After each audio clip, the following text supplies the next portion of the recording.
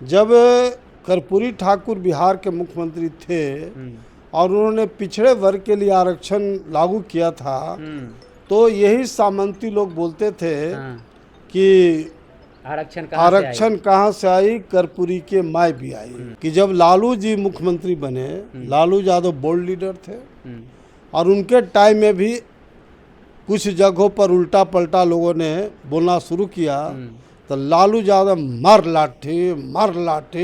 मार लाठी चुरवा दिए और बड़े पैमाने पर हजारों हजार सामंती लोग बिहार छोड़ करके और बाहर लोग चले गए।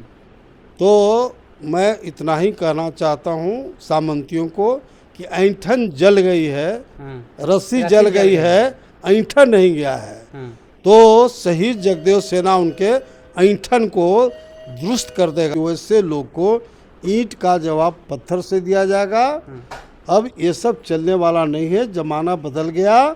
अब जमाना पहले का नहीं है, अब जमाना है सम्राट चौधरी नागमणि का, जो ईंट का जवाब पत्थर से देना जानता है। और हमारे लोग भी अब किसी से कम नहीं है। लाठी का जवाब लाठी से दिया जाएगा। एकदम आर पार की लड़ाई होगी। आर पार की लड़ाई। एक टाइम था ना कि लोगों ने पेट्रोल अपने शरीर पर जलाने का काम किया, तो आरक्षण लागू नहीं हुआ था क्या? कह रहे हैं कि देश में जो आरक्षण खत्म करना पड़ेगा अब।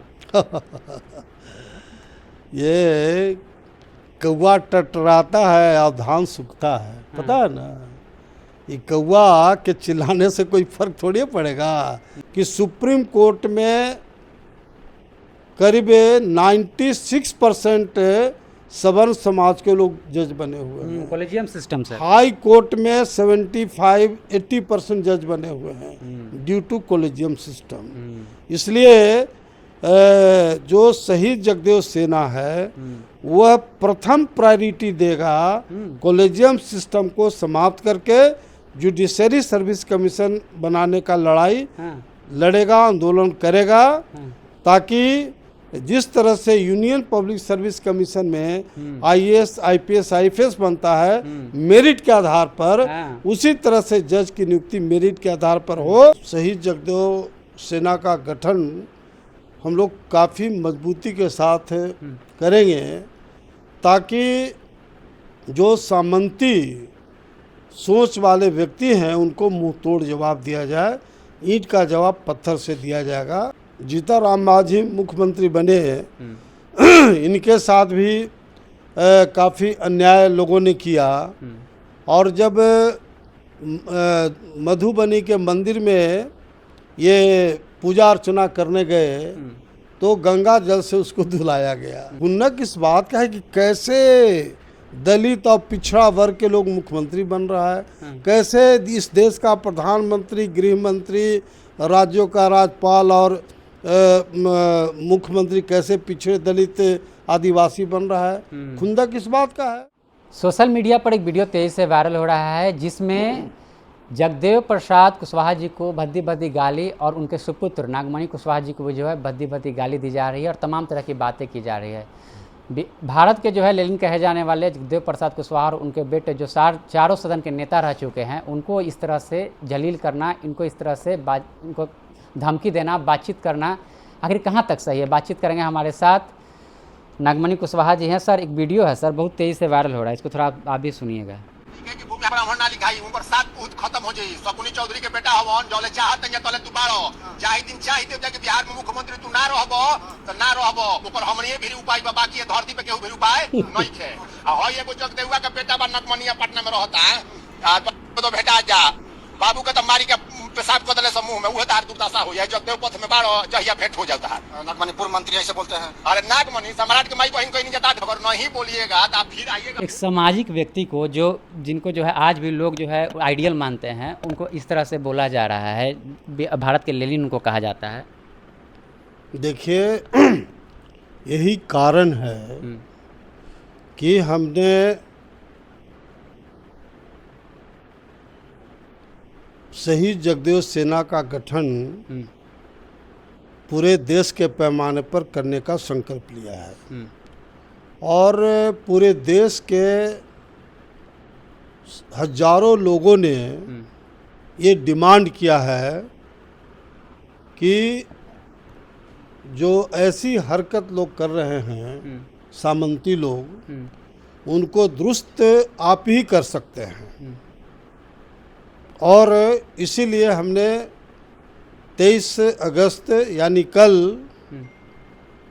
शहीद जगदेव सेना का गठन पटना स्थित जगदेव पथ में घूंघट हॉल में 11 बजे से कार्यक्रम रखा है और पूरे देश के पैमाने पर, खास करके बिहार, झारखंड, उत्तर प्रदेश, मध्य प्रदेश, राजस्थान, हरियाणा, दिल्ली, राजस्थान और गुजरात, महाराष्ट्र, तमाम राज्यों से लोग बड़े पैमाने पर आ रहे हैं। और ये जो शहीद जगदेव सेना का गठन हम लोग काफ़ी मजबूती के साथ करेंगे, ताकि जो सामंती सोच वाले व्यक्ति हैं उनको मुंह तोड़ जवाब दिया जाए। ईंट का जवाब पत्थर से दिया जाएगा। मेरा बिल्कुल मानना इस बात का है कि ऊंची जात में, सवर्ण समाज में 98% अच्छे लोग हैं, लेकिन 2% जो सामंती लोग हैं, उन लोग ने इस तरह का हरकत करने का काम किया है। चाहे डॉक्टर अंबेडकर साहब हों, शहीद जगदेव प्रसाद हों या अन्य जो महापुरुष हैं, उनके खिलाफ विष वमन कर रहे हैं। तो ये कोई आज नई बात नहीं है। जब कर्पूरी ठाकुर बिहार के मुख्यमंत्री थे और उन्होंने पिछड़े वर्ग के लिए आरक्षण लागू किया था, तो यही सामंती लोग बोलते थे कि आरक्षण कहाँ से आई, कर्पूरी के माय भी आई। लेकिन कर्पूरी ठाकुर जी बहुत शरीफ आदमी थे। उसके बाद जीताराम मांझी, यह भी नारा लगाया गया सर कि कर्पूरी कर्पूरा छोड़ गद्दी धरस्तूरा। हाँ। और जब जीताराम मांझी मुख्यमंत्री बने, इनके साथ भी काफ़ी अन्याय लोगों ने किया।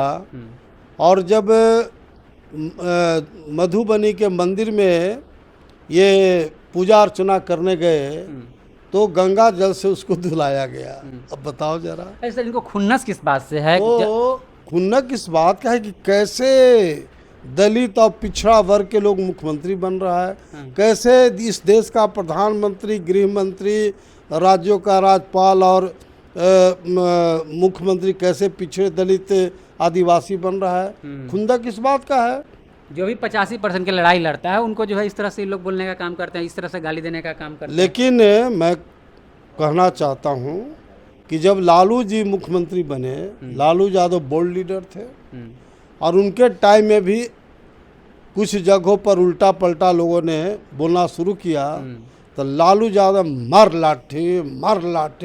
मार लाठी चुरवा दिए और बड़े पैमाने पर हजारों हजार सामंती लोग बिहार से छोड़ करके और बाहर लोग चले गए।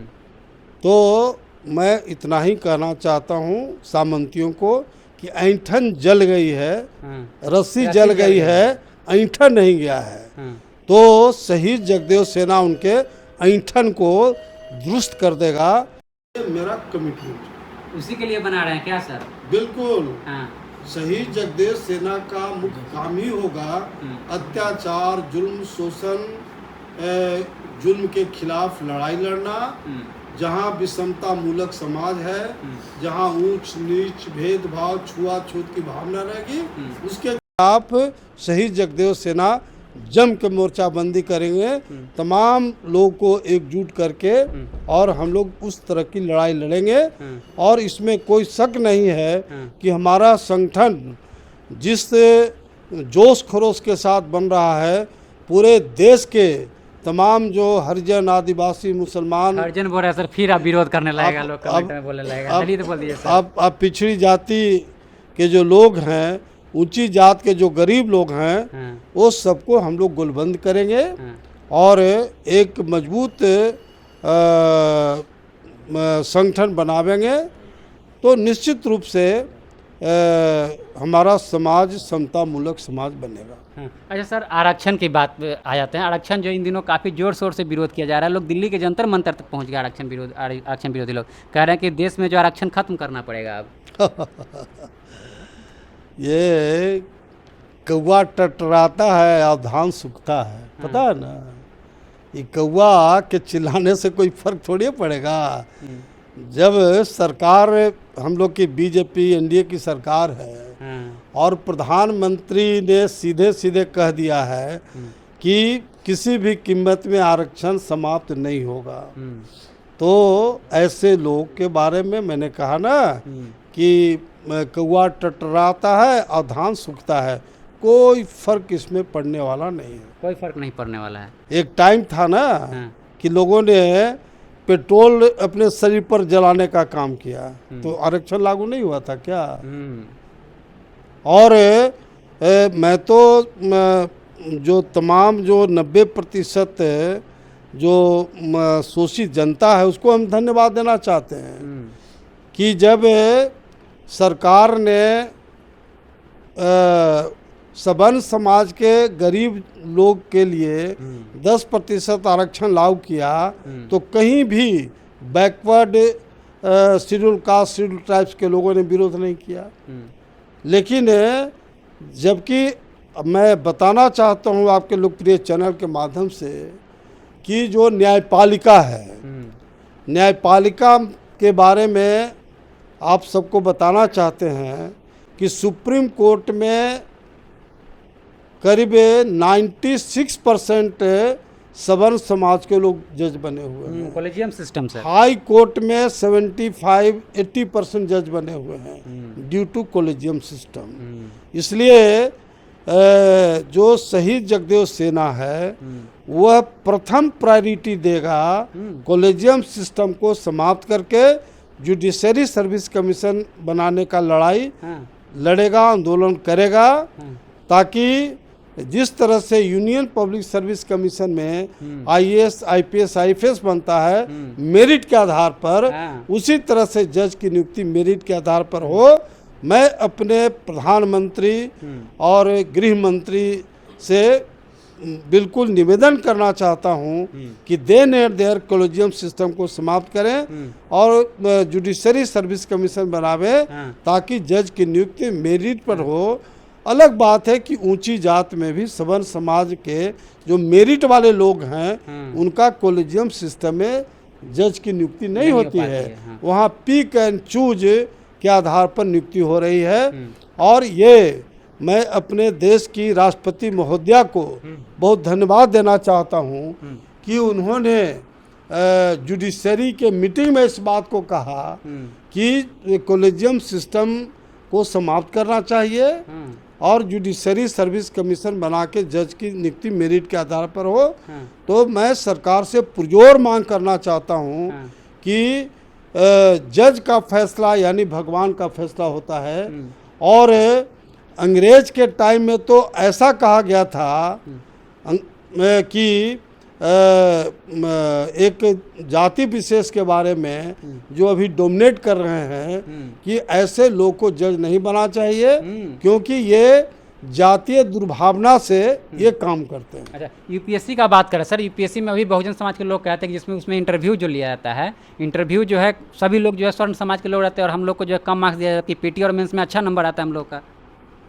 नहीं, ये तो सरकार को देखना चाहिए ना कि जो यूनियन पब्लिक सर्विस कमीशन है इसमें हमारे विचार से सभी जो प्रमुख समाज है, एक शेड्यूल कास्ट है, शेड्यूल ट्राइब्स है, ओबीसी है, माइनॉरिटीज है, सवर्ण समाज के लोग हैं, सबका रिप्रेजेंटेशन वहाँ आना चाहिए ताकि कोई अन्याय वहाँ नहीं हो।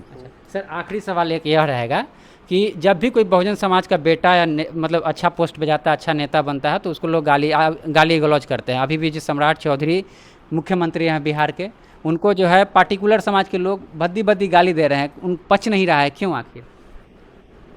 भाई इसीलिए शहीद जगदेव सेना का गठन हम कर रहे हैं। और जो मैं बार बार कहना चाहता हूं कि वैसे लोग को ईंट का जवाब पत्थर से दिया जाएगा। अब ये सब चलने वाला नहीं है, जमाना बदल गया।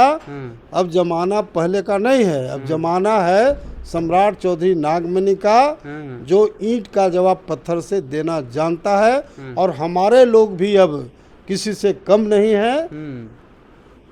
लाठी का जवाब लाठी से दिया जाएगा। एकदम आर पार की लड़ाई होगी। आर पार की लड़ाई। चलिए, तो बाबू जगदेव प्रसाद सेना का जो है फिर से गठन किया जा रहा है और सर कह रहे हैं कि पुरजोर तरीके से जो है लड़ाई लड़ जाएगी। बाकी आपकी क्या प्रतिक्रिया है लिख दीजिए कमेंट बॉक्स में। देखते रहिए पब्लिक हल।